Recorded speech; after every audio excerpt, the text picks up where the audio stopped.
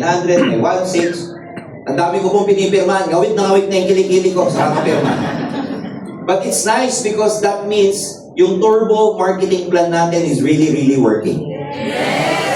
And naniniwala ako na yung mga iba dito na hindi pa nag-e-encash, pinalalaki nyo lang yung encashment nyo, pero sa totoo lang, may laman na yung account ninyo, ayaw nyo lang kunin. Ha? Nang-iinggit kayo. A lot of people, ladies and gentlemen, would ask, bakit natin tinayo yung Ascendra? Because we have a value. Meron tayong value proposition. Yung value proposition natin is that, again, we have a solution for you as an entrepreneur, as a partner, as a distributor, paano ka talaga magiging successful sa business natin. Ang daling mag-hype sa business. Ang daling mag-hype sa networking. Pero yung pang-hype, hanggang pay-in lang, hindi nagkakaroon ng tinatawag na continuity. Let's put a stop to that kind of culture in this industry. Kailangan pag nag-pay-in, tumuloy-tuloy at magkaroon ng tinatawag na tunay na entrepreneurial journey. Hindi yung magpe-pay-in, along the way, mas marami yung nawawala kaysa sumasali. Along the way, mas marami yung hindi kumikita kaysa sa kumikita. Gusto natin i-flip yung equation. Ang gusto natin, mas maraming kumita kaysa sa hindi kumikita.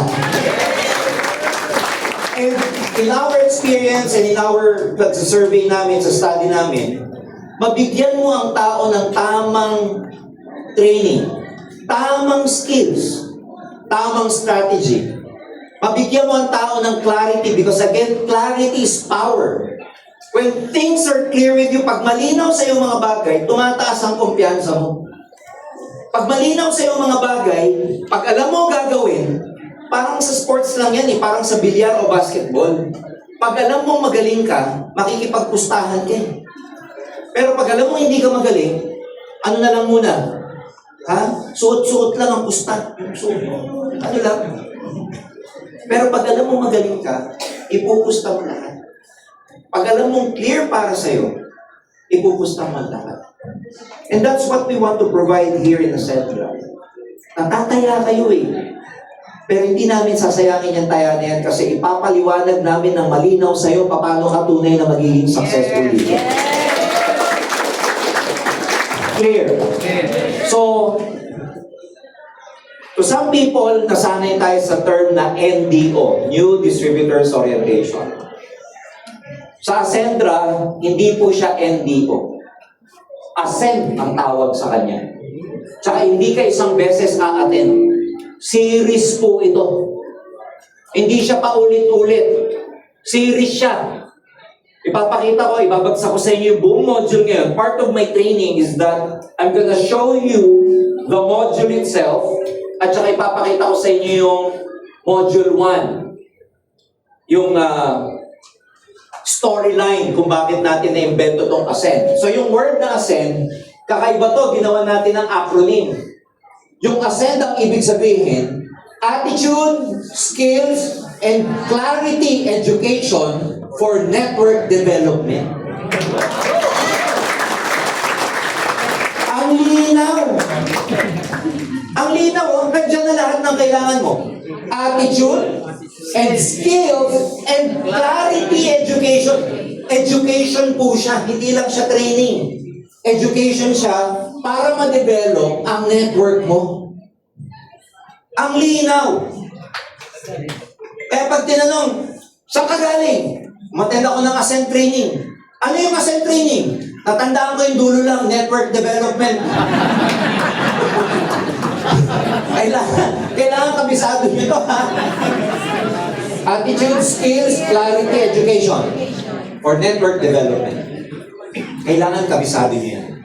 Sa Tagalog, ibibigay sa inyo yung attitude na kailangan mo. Pag-uugali, yung character, yung mindset, yung mentality. Kasi lahat ng bagay nagsisimula sa utak. Lahat. Kahit itong mic na to, bago ito na-invento, yung nag-invento nito, nasa isip niya muna ito. Everything na nangyayari sa physical, nauuna sa mental. Hindi mental hospital, ha? Mental. Lahat. Pati buhay na gusto mo, Sa imagination mo muna yan. Nasaan yung imagination? Di ba nasa mental plane? So everything starts sa mental. Attitude, mentality. And then skills, kakayahan, competence. Dalawang kind ng skills. May soft skills, tsaka hard skills. Ituturo din namin sa inyo yan. Ano yung soft? Malambot. Yung matigas. Clarity, linaw. Hindi labo-labo. Kasi minsan, too much information kills. Imbis na makapag-build ng information, nakakapatay pa siya. And tunay na edukasyon. Alright? Education. Magiging college ka ba overnight o dapat series yung aatinan mo? Series. So hindi ka dito gagaling ng isang attend. Kailangan meron tong module, meron siyang prerequisite. Hindi ka pwedeng magpunta sa calculus pag hindi ka tapos sa algebra. Hindi ka din naman pwedeng mag-algebra pag hindi ka tapos ng arithmetic. Ngayon, kung hindi ka marunong ng arithmetic, hindi ka marunong ng algebra, tinuruan kita ng calculus, ano mangyari sa utak mo? Sasabog, mag-aaral ka pa? Hindi na. Kung ang buhay lang calculus, mamatay na lang ako. Tama ba? Yes! Kung bago ka at isusubo namin sa'yo, palulunok namin sa'yo lahat ng komplikasyon ng networking, mag-quit ka eh. Tama ba? Yes. Hindi pa kaya ng utak mo, hindi pa kaya ng pagkatao mo, hindi pa kaya ng mental wallet mo. Parang yung electric fan, pag siya nakadesign ng pang 110 at sinaksak mo sa 220, sabog yung electric fan. Ikaw din ganun. Pag yung isasaksak sa'yo, sobrang lawak na, sasabog utak mo. So kailangan mo ng clarity sa education, level by level, ipapaliwanag ko mamaya yan, para ma-develop yung network mo. Kasi pag na-develop yung network mo, yan yung negosyo mo eh. So saan nagsisimula lahat? Attitude, skills, clarity, education for network development. So ang storyline natin dito, asin. Ang storyline, para hindi siya, madali siyang tandaan, ang storyline natin, paglipad. Sabihin mo, paglipad. Paglipad. Sa English, flight. Sabihin mo, flight.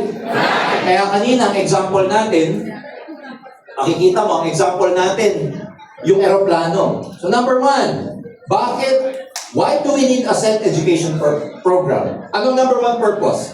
Move from lab to real entrepreneurship.